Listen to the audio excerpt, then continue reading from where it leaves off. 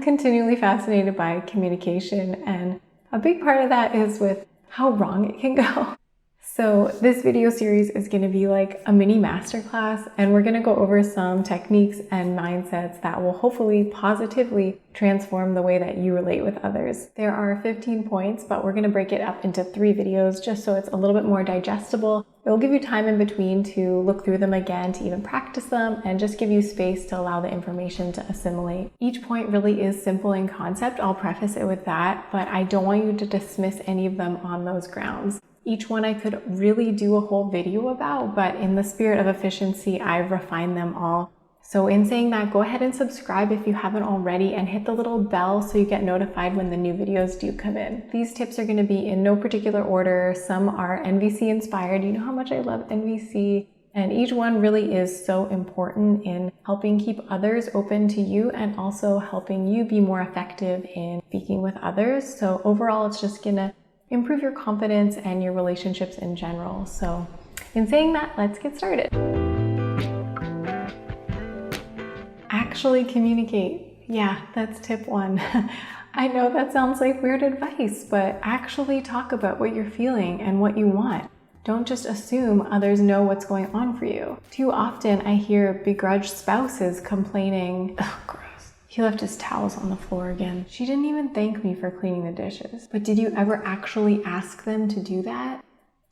Too often I hear someone complaining about a friend that they have a problem with, but they never actually speak directly with that friend about what's going on. There are several reasons why we don't address issues. It just feels yucky, or we want to keep the peace, or we're scared, or we're embarrassed, or we don't think it will change anything. It makes sense why we're avoidant, but if we are avoidant, then surely nothing will change. Timing.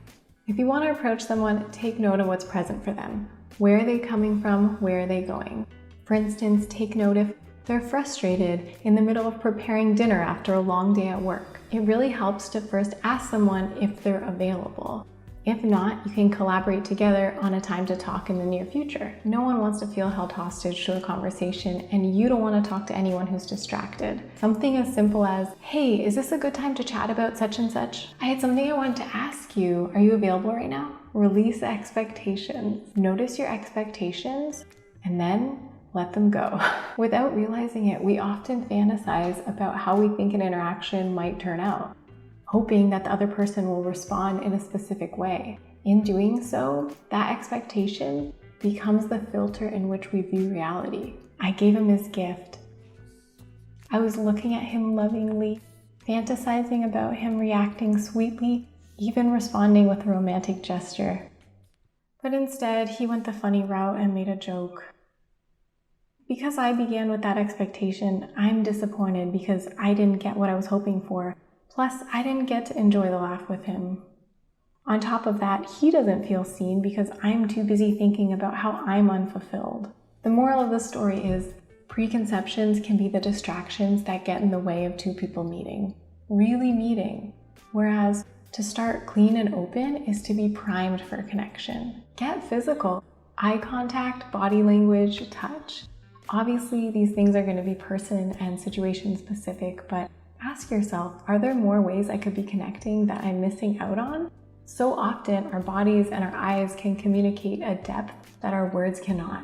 This doesn't mean you have to give a stranger a full body shiatsu massage to feel connected or to facilitate communication. More simply than that, take off your sunglasses while in conversation. Maybe uncross your arms. Relax your face, brow, jaw, lips. Smile. Actually stop and greet someone with eye contact. This is far too rare. There are times when a handshake, a hug, or a hand on the shoulder feels appropriate. Rank. Make sure you don't smell. Just kidding. This point is about asking yourself, is there a rank at which I'm holding this other person? Are you placing them below you, causing you to act cocky and impersonal? Are you placing them above you, causing you to feel intimidated? Remember that you're both people. I one time had to go for a really important interview, and I had a family friend give me some advice. The person who was interviewing me was a very distinct authority, so I was somewhat intimidated. And she said, just just think of him sitting on the toilet pooping.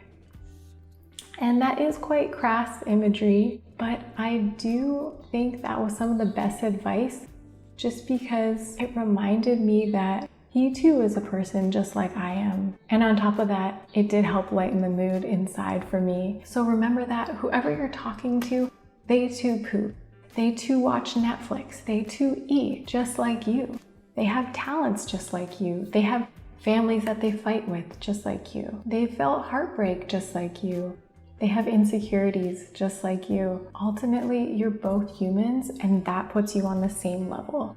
Notice if you ever lose touch with that. Common examples of ranks that you might be subliminally registering. Are they your boss? Are they someone in a position of authority or power, like a police officer, for instance? Are they cooler than you or more confident? Are they a crush? Do you view them as beautiful? Do they have a higher intellect? Are they someone with more experience? Do they have fame, more money, more talent? Are they a service staff, like a waiter? Someone much younger than you, much older? Are they a different race? Do you view them as less cool, or do you see them as less confident? Is it someone that you perceive as less intelligent or having a lower skill level?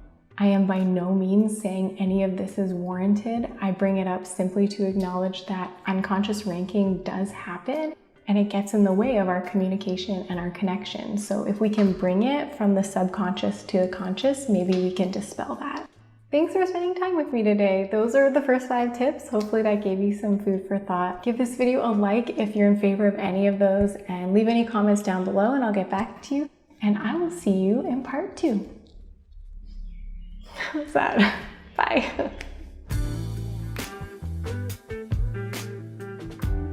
This doesn't mean you have to give a stranger a full body shiatsu massage. Shiatsu massage for a stranger.